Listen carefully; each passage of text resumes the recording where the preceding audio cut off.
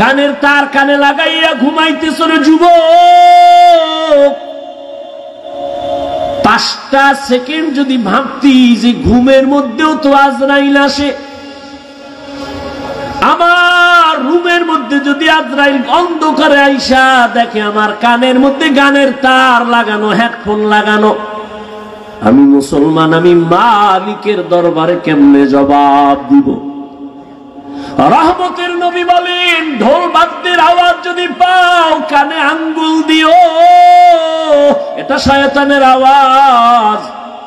আর এমন কোন গান নাই যে গানের আওয়াজে মানুষের গুনার দিকে আকর্ষণ বাড়ে না। কিন্তু বাবা আজকে একটা দাবি কইরা যাই, পারলে মানিও। আবদার, অর্ডার নয়, আবদার। কলিজা দিয়ে একটা আবদার করি রে যুবক, আমার বয়ানে তো মোবাইল বন্ধ করবি না। মক্কার ইমামাইয়াও যদি তোরে 1 লাখ টাকা দিয়াও কসম করায় কোরআন মাথায় নিয়ে, তারপরেও মোবাইল ছাড়বি না। মা ছাড়তে রাজি, বাপ ছাড়তে রাজি, মোবাইল ছাড়তে রাজি না। যেহেতু চালাবি, এই মোবাইল নিয়ে মরবি, ওয়াদা করছো, তাহলে আর কেমনে ফিরাবো?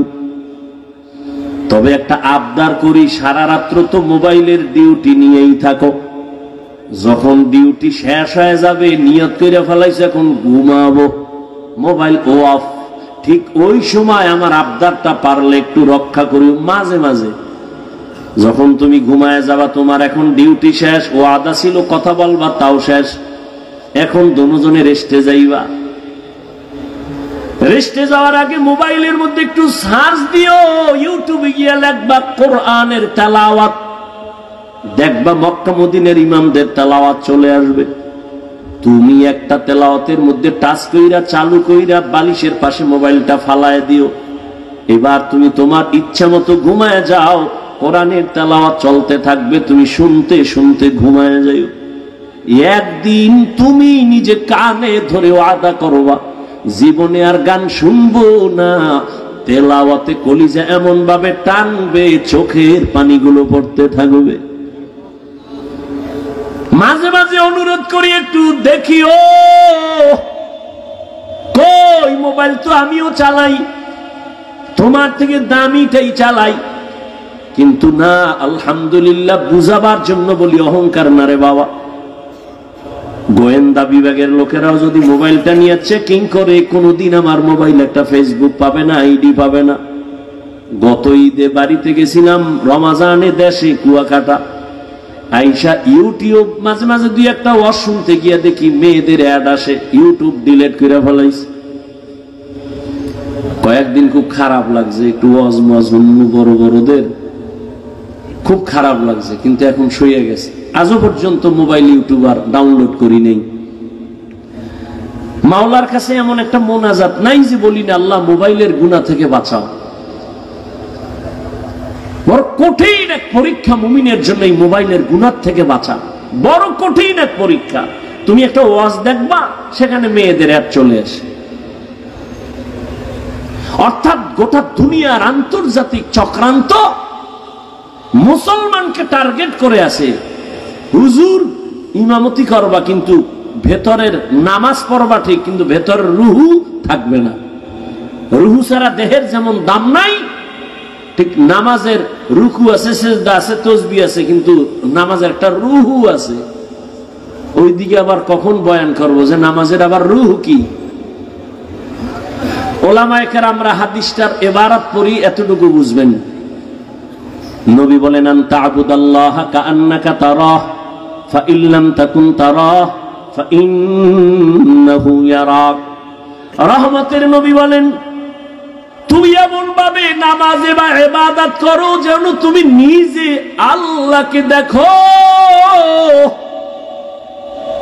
যদি তুমি আল্লাহরে দেখতে না পাও, এতটুকু নিয়ত করিও যে আল্লাহ আমাকে দেখতেছেন। এর নাম নামাজের রূহ।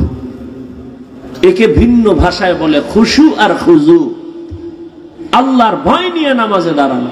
নামাজই পড়ে না, এ আবার রুহু পাইবে কই? নামাজ পড়ে না তো পড়েই না, উল্টা আমগো আবার ধাক্কা দেয়, হুজুর নামাজ না পড়লে আলহামদুলিল্লাহ আমগো দিল পরিষ্কার। আর নবী কি কয়? দুনিয়াতে যারা নামাজ পড়েন ওরা পৃথিবীর শ্রেষ্ঠ নিকৃষ্ট চোর। নবী বলেন মুমিন আর বেঈমানের মধ্যে ব্যবধান নামাজ, বাইনাল আবদি ও বাইনাল কুফরি তরকুস সালাহ। বেঈমান কাফেরেরা নামাজ পড়ে না, মুমিনেরা নামাজ ছাড়ে না।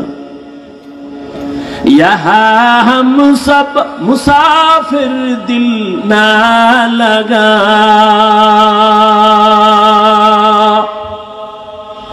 अहले दिल की नजर से रूह करता जा, यहाँ हम सब मुसाफिर दिल ना लगा, अहले दिल की नजर से रूह करता जा,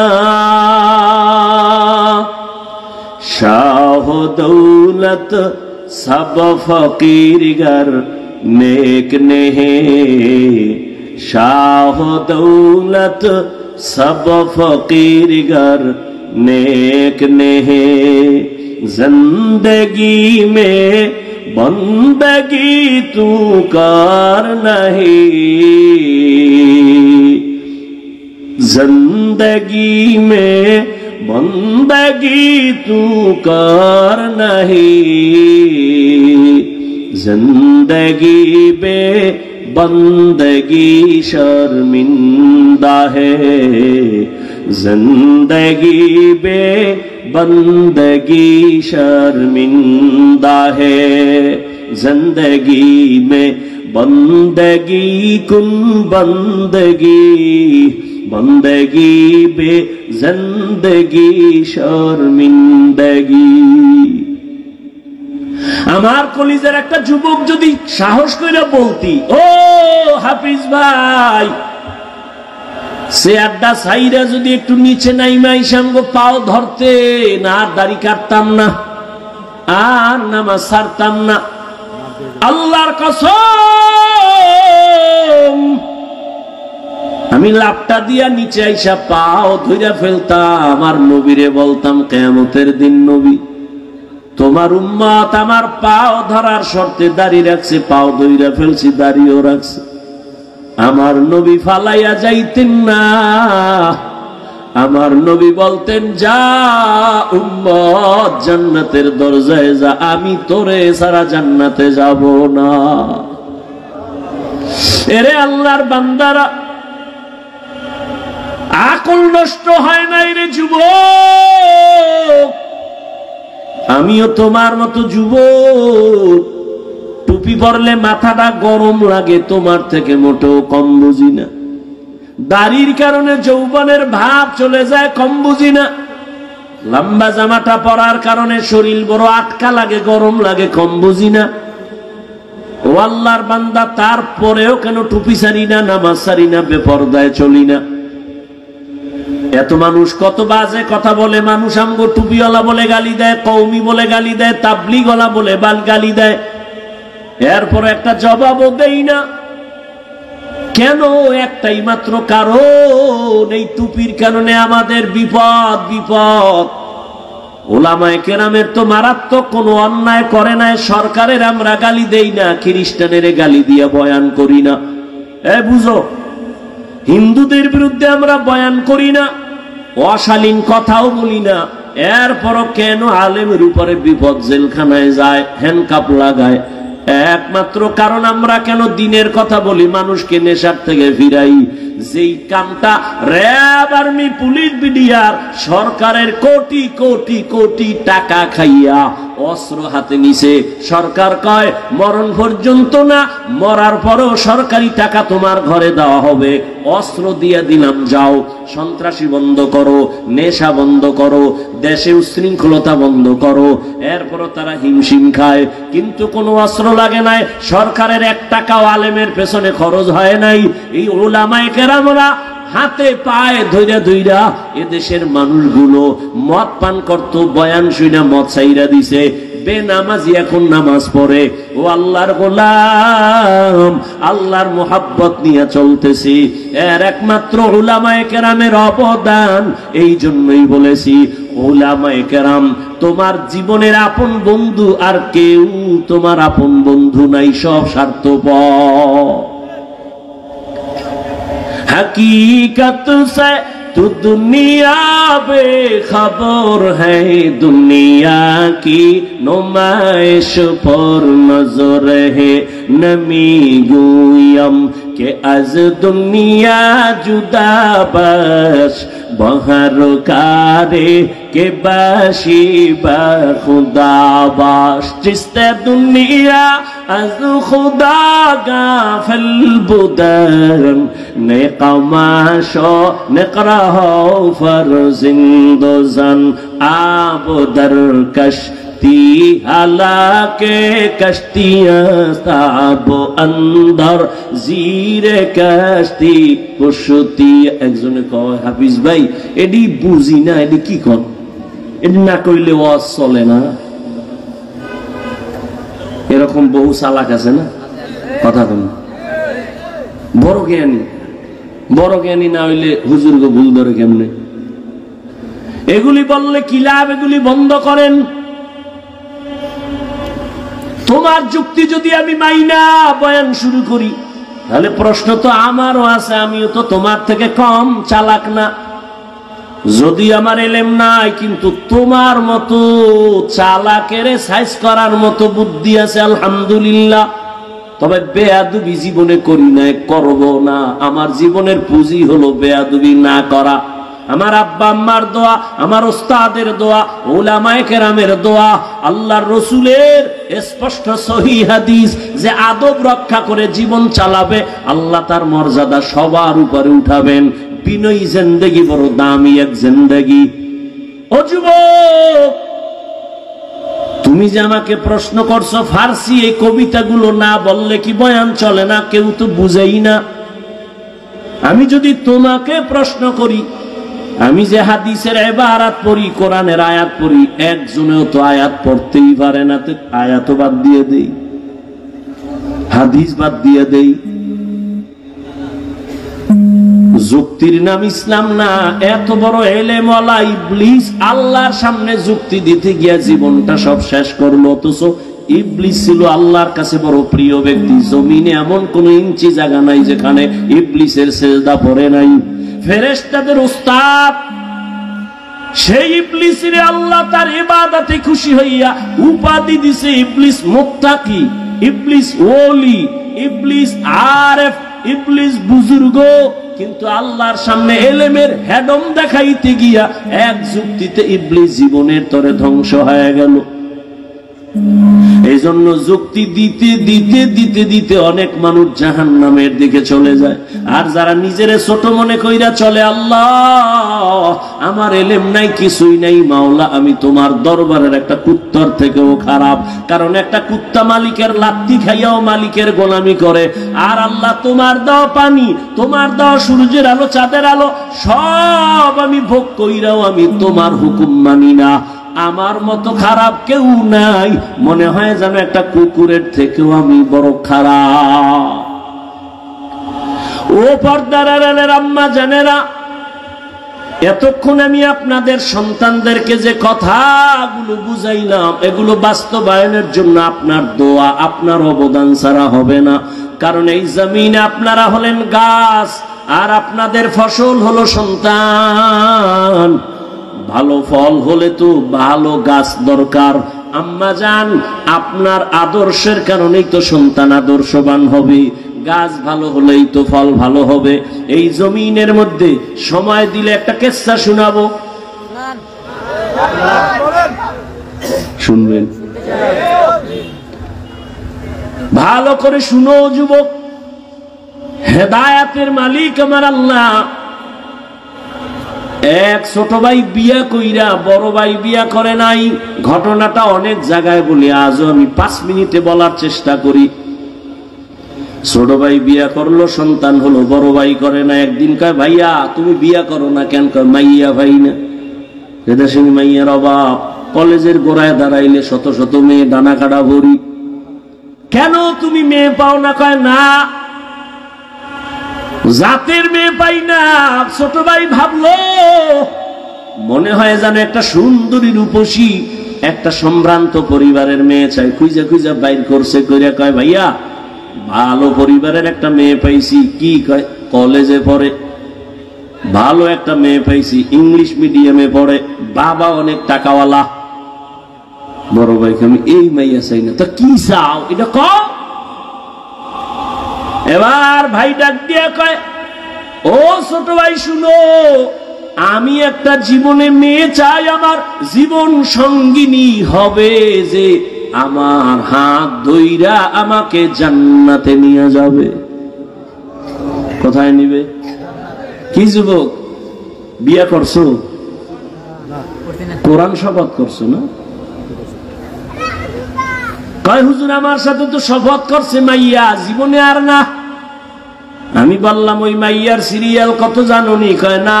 আমি কই তোর সিরিয়াল যত, মাইয়ার সিরিয়াল তত। তোর সিরিয়াল কত? কয় 3, 2 মাইয়ার পরে এই মাইয়া। আমি বললাম আল্লাহর কোরআন সাক্ষী, তোর মাইয়ার সিরিয়ালও 3। 2 পোলার ইজ্জত নষ্ট কইরা তোরে ধরছে, তোরে ইজ্জত হারায়া রাস্তার ফকির বানাবে। কোরআনের আয়াত, আল খবিসাতু লিল খবিসিনা, খবিসের সাথে খবিস। ও যুবক, জীবনে লেখাপড়া করে ডাক্তার হইও, দোয়া করে যাই, আমার দোয়া কবুল হবে না, হবে না, হবে না। তবে এই মাঠে বহু আল্লাহর বান্দা আছে যাদের দোয়া কবুল হবে বলে অন্তর সাক্ষী দেয়। দোয়া করি সবাই আমিন বলিও। আল্লাহ যুবক বাবারে স্কুলে পড়ো, ডাক্তার হও আলহামদুলিল্লাহ, ইঞ্জিনিয়ার হও আলহামদুলিল্লাহ, প্রফেসর হও আলহামদুলিল্লাহ। তবে আমার ছোট্ট একটা দাবি, বেয়াদব হইও না। তোমার ব্যবহারে যেন কোনোদিন মা বাবা কষ্ট না পায়, তোমার আচরণে কোনোদিন শিক্ষক যেন কষ্ট না পায়, তোমার আচরণে কোনোদিন উলামায়ে কেরাম যেন কষ্ট না পায়। বলবা কেন? জীবনে সফলতার চেয়ারে বসার জন্য দোয়া লাগবে 3টা। মা বাবার দোয়া লাগবে, শিক্ষকের দোয়া লাগবে, উলামায়ে কেরাম মুরব্বিদের দোয়া লাগবে। এরে আমি হাফিজুর রহমানের আমার আব্বা আম্মা কলিজা বইরা দোয়া দিয়া চেয়ারে বসাইছেন, কিন্তু বয়ান করা আমার আব্বা শিখান নাই, আম্মা শিখান নাই। আমার ওস্তাদ শিক্ষকেরা হাতে ধরে ধরে ধরে ধরে আমাকে বয়ান শিখাইছেন। অতএব ওস্তাদ আমার বড় দামি এক দোয়ার সম্পদ। মা বাবার বরদোয়া নিবা না, যদি তো বরদোয়া লাইগেই যায় মরার আগে পঙ্গু হয়ে যাবি, লেই খারাপ। যদি শিক্ষকের বরদোয়া কলিজায় তোর লাইগা যায়, মরার আগে জীবনটা নষ্ট হয়ে যাবে, বিদ্যার জগৎ থেকে হারিয়ে যাবি, বিদ্যা আর থাকবে না। উলামায়ে কেরামের বরদোয়া যদি কপালে লাগে, চাকার তলে মাথা ঢুকে যাবে, টের ভাবি না। অতএব ডাক্তার হও, অনেক বড় ডাক্তার, এই সিফাগল্লির ডাক্তার না। চরিত্র ঠিক রাখো, দেখবা শুধু বাংলাদেশ না বিশ্বে তোমাকে ডেকে ডেকে নিয়ে যাবে, হায়ার করে নিবে ডাক্তার, ঢাকার ডাক্তার, বাংলাদেশের ডাক্তার। আল্লাহ সম্মান দিতে কয় সেকেন্ড লাগে, কিন্তু তোমার পুঁজি লাগবে 2টা। সম্মানের ডাক্তার হতে হলে প্রথম পুঁজি সুস্থতা, দ্বিতীয় পুঁজি সুন্দর চরিত্র। আর এই সুস্থতা আর চরিত্র দোনোটাকে জবাই করার একমাত্র হাতিয়ারের নাম মোবাইল। সুস্থ কিন্তু চরিত্র খারাপ, জুতার বাড়ি কোন জায়গায়। ডাক্তার হইল তাসলিমার মতো জুতা খায় পালাবি, ওই ডাক্তার হয়ে লাভ কি? তাসলিমা সুস্থ, এরপরে জুতা খাইছে কেন? MBBS ডাক্তার, এরপরে জুতা কেন? চরিত্র খারাপ। আর তোমার চরিত্র ভালো কিন্তু অসুস্থ, ডিউটি একদিন করে 2 দিন নাই করে, বাদ দে। তাহলে সুস্থতাও লাগবে 100, চরিত্রও লাগবে 100, আর দোনোটা জবাই করে মোবাইল। আমি কি বানায় বলতেছি? সবার হাতে মোবাইল আছে। এখন বাসায় যেয়া গুগলে সার্চ দিবি, টাচ মোবাইল দেখলে শরীরের অঙ্গের কি কি ক্ষতি হয়, চিকিৎসা বিজ্ঞানীরা কি থিওরি দিছে, সব গুগলে আছে। আজকে গিয়া দেখিস। আমি তো হুজুর গুডিতে শুনবি না, কপাল পোড়া। হুজুর গুফরে বিশ্বাস কম, জীবন বড় ওয়াজ করছি নবীর সুন্নতের, হাত ধুইয়া খানা খা, এখন ধোয় না। মাওলায় করোনা ধরাইয়া কানে ধরাইয়া এখন হাত ধোয়, পকেটের মধ্যে মেডিসিন ফাঁকে ফাঁকে বাইর করে হাত ধোয়, বাইর করে হাত ধোয়। আমার একা ধুইবেননি, তুমি কিয়ামত পর্যন্ত ধুইলে একটা নেক পাবা না, সুন্নত হিসেবে ধুইলে সব পাইতা। এখন ঠেকায় পড়ছো, মাইনকে সিফা আটকায় গেছো, এখন আর হাত ধুইলে লাভ কি? রসুলের সুন্নত হিসেবে তো আর হাত ধো না। আল্লাহ হেদায়েত দান করুন। বাবা এই জন্য বলছি, ডাক্তার হও, ইঞ্জিনিয়ার হও, প্রফেসর হও, বেয়াদব হও না। সুন্দর চরিত্র আর সুস্থতার জন্য নিজেও চেষ্টা করো, আর সফলতার জন্য 3 জায়গার দোয়া, মা বাবার, শিক্ষকের, উলামায়ে কেরাম, মুরব্বীদের। এছাড়া কোনো বাহাদুরি চলবে না, দুনিয়া চলবেই না। বড় ভাই কইছে আমি বিয়ে করুম, তবে এমন একটা মেয়ে চাই যে মেয়ে আমার হাত ধরে কই নিবে। ছোট ভাইকে তোর কপালে বিয়ে নাই, যা। বড় ভাইকে তো একটা কথা শোন, আল্লাহ যদি কবুল করে সময় লাগবে না। ইয়াকিন কার উপর? হ্যাঁ, আল্লাহর উপর। মুনাজাত ধরে কান্না করে, হে আল্লাহ তুমি ওয়াদা করেছো সাহায্যের জন্য, আমি সাহায্য চাইতেছি রে আল্লাহ।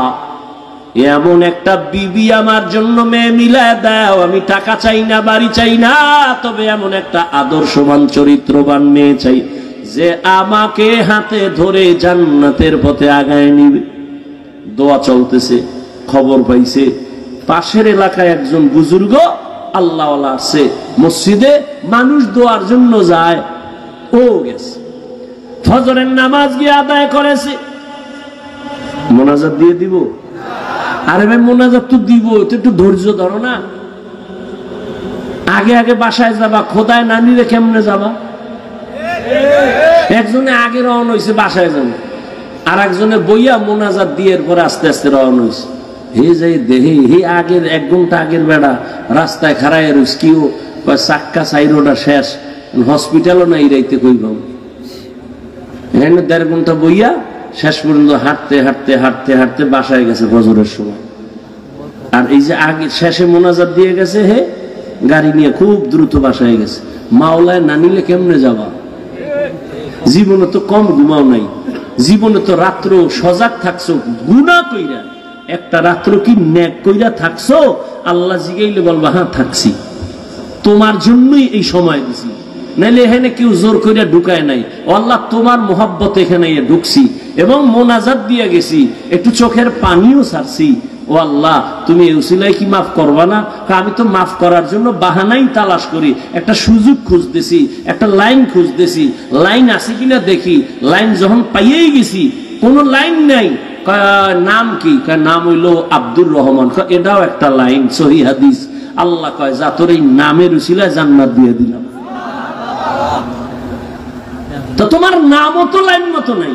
নাম রাখছে হাসি, খুশি, নদী, বৃষ্টি, সবুজ, গম্বুজ, নাম। সারা দুনিয়ার বেঈমানের বাড়ি একজন আব্দুর রহমান আছে, রহিমা নামের কোন মেয়ে আছে? তোমার আমার কপালে তো খারাপ কেন যে ইসলামে নামের অভাব, বেঈমানের নামগুলো মুসলমানের ঘরে কেন? একজনের নাম রাখছে বিপদ, ডাক দিছে এই বিপদ, আর একজনে চাই ভাই আমার মহা বিপদ।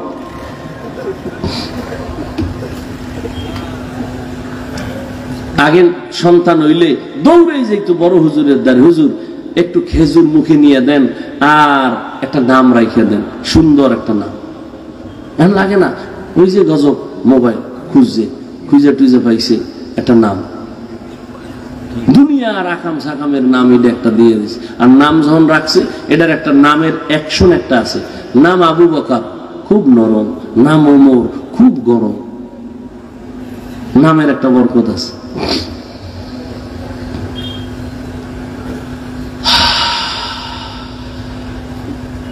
হুজুরের দ্বারে গেছে দোয়ার জন্য, ফজরের নামাজ পড়িয়া সব চলে গেছে। হুজুর আমার বাড়ি অমুক এলাকায়, একটু দোয়া করেন। বাবা বিয়া করছো? কয় না। কেন? বয়স কতই? এখনো করো নাই কেন?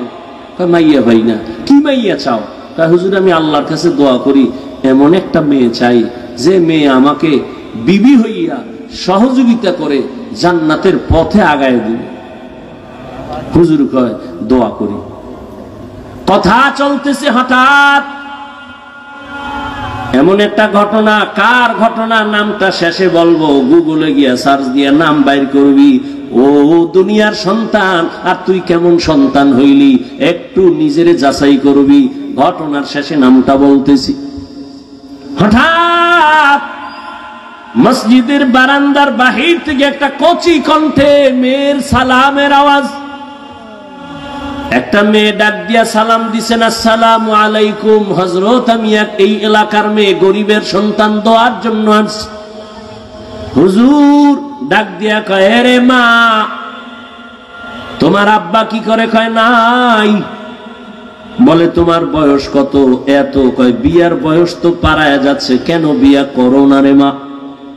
মেয়েটা কান্না করে বলে, হুজুর আমি গরিব, আমি কোথায় একটা ভালো জামাই পাবো? আমার চরিত্র আমি এখনো নষ্ট করি নাই, তবে আমি মোনাজাতে আল্লাহর কাছে বারবার দোয়া করি, আল্লাহ এমন একটা ছেলে আমার স্বামী বানাইয়া দাও যে আমার হাত ধইরা আমাকে জান্নাতের পথে আগায় দিবে। মাওলায় মিলাইছেনি। হুজুর মাঝখানে থাইকা কয়, এ যুবক বিবাহ করবানি? কয় আল্লাহ যদি কবুল করে। হুজুর এবার প্রস্তাব দিলেন, দিয়া দুজনের বিবাহ হয়ে গেল। এক হাতে কোনোদিন তালি বাজে না, বিনা বাতাসে পানি নড়ে না। স্বামী আর স্ত্রীর মন এক না হইলে ওই বাগানে ফুল ফোটে না। দুজন এখন এক মনের। আজান হলে স্বামী কয় নামাজ, স্ত্রী কয় নামাজ। ফজরের সময় স্ত্রী যদি আগে উঠে, স্বামীর উঠায়, উঠো নামাজ যেন কাজা না হয়। আবার স্বামী যদি উঠে, উঠে আবার স্ত্রীর ডাকে, উঠো নামাজ আদায় করো। ও পর্দার আড়ালের আম্মা জানেরা, একটু শুনেন কেমন মা। আপনারাও তো বড় দামি মা, আপনারা তো সাহাবায়ে কেরামদের মায়ের মতো মা, নবীদের মায়ের মতো মা, খাদিজা রাদিয়াল্লাহু আনহার মতো নারী, ফাতেমা রাদিয়াল্লাহু আনহার মতো নারী, আয়েশা রাদিয়াল্লাহু আনহার মতো নারী, ইসমাইল নবীর মা হাজরা আলাইহাস সালামের মতো দামি নারী, ঈসা নবীর মা মারিয়াম আলাইহাস সালামের মতো দামি নারী। আপনারা তো বেঈমান ফেরাউনের ঘরে স্ত্রীর নাম কি?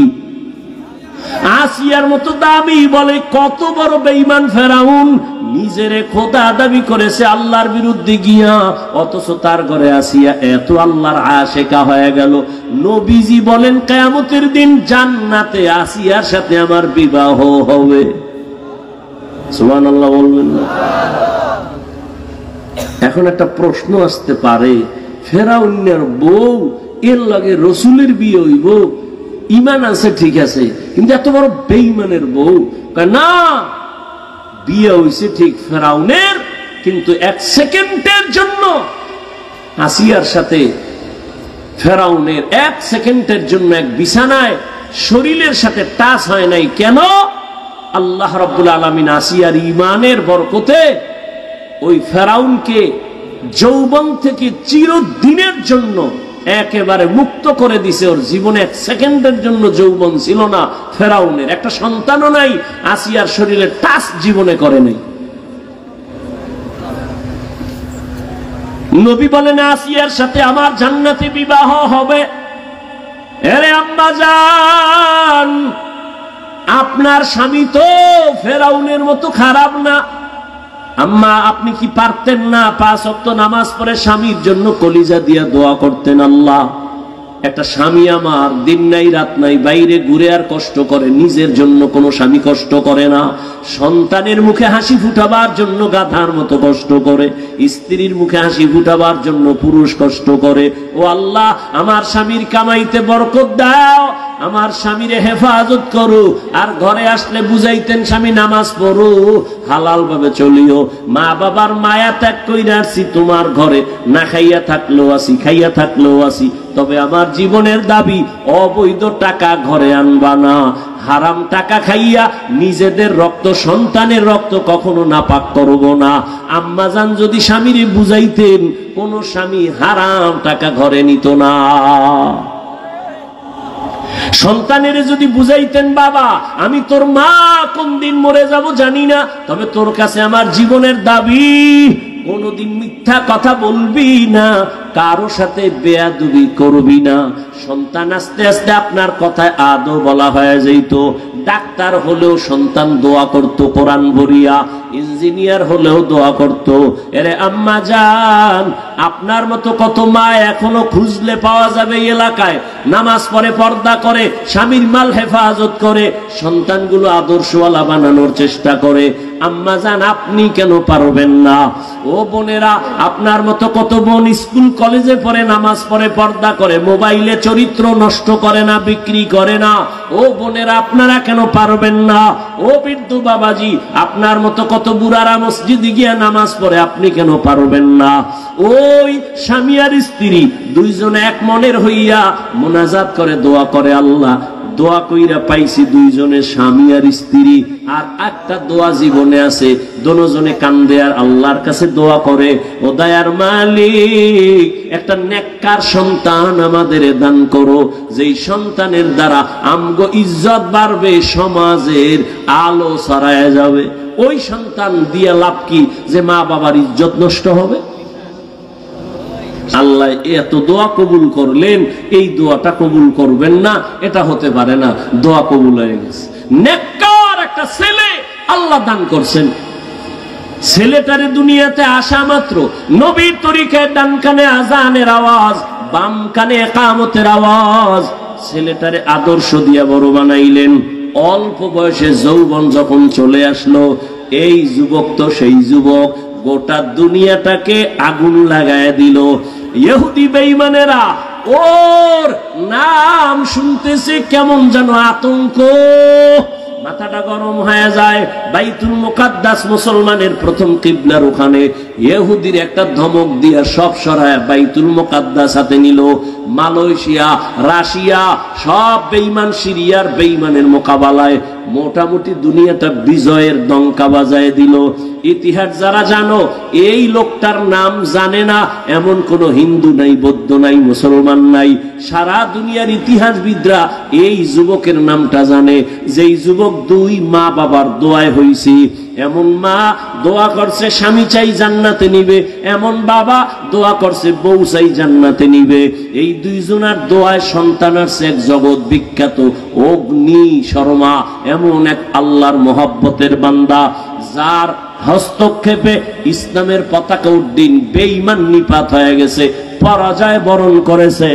ওই যুবকের নাম সেই সালাহউদ্দিন আইয়ুবী রাহমাতুল্লাহ আলাইহি। সুলতান সালাহউদ্দিন আইয়ুবীর ইতিহাস পর গুগলে লেখা আছে, সব ডিটেইলস দেওয়া আছে। কে সে সুলতান সালাহউদ্দিন আইয়ুবী? সকল রাষ্ট্রনায়করা সালাহউদ্দিন আইয়ুবীর নাম না নিলে ওদের ইতিহাস কমপ্লিট হয় না। সুলতান সালাহউদ্দিন আইয়ুবী গোটা ইতিহাসের পৃষ্ঠায় স্বর্ণ অক্ষরে তিনি এখনো অমর। এই জন্য আগেও বলছি, ও যুবক, ডাক্তার যদি হও বেয়াদব হইও না তো তাসলিমার মতো জুতা খায়া পালাবো। এখনো সময় আছে, পেছনের গুনার থেকে তওবা করে নাও। তোমার গুনার খবর মা বাবা কেউ জানে না, আল্লাহ জানেন। ওই আল্লাহর মোহাব্বত নিয়ে মনে মনে গোপনে গোপনে একটু আল্লাহকে বলো, হে আল্লাহ, মনে হয় যেন এই ময়দানে আমার মতো গুনাহগার কেউ নাই। গুনার কারণে আমার হাত না পাক, চোখ না পাক, জিহ্বা না পাক, গুনাহ করতে করতে জীবনটা শেষ। কত নামাজ ছাড়লাম, কত দাড়ি কাটলাম, বেপরদায় চললাম। ও আল্লাহ, আমার মতো কত যুবক আবার জেনারেল লাইনে থাকে, চাকরি করে, ব্যবসা করে, নামাজ পড়ে, আমি কেন পারবো না? ও আল্লাহ, মনে চাইছে কত গুনাহ করছি শক লাগাইয়া, আর গুনার কাছেও যাব না। দুনিয়াতে চিরদিন থাকবো না, মুসলমান হিসাবে দুনিয়া থেকে তো চলেই যেতে হবে, আল্লাহর আদালতে দাঁড়াতে হবে। গুনাহগার হইয়া দাঁড়াবো না।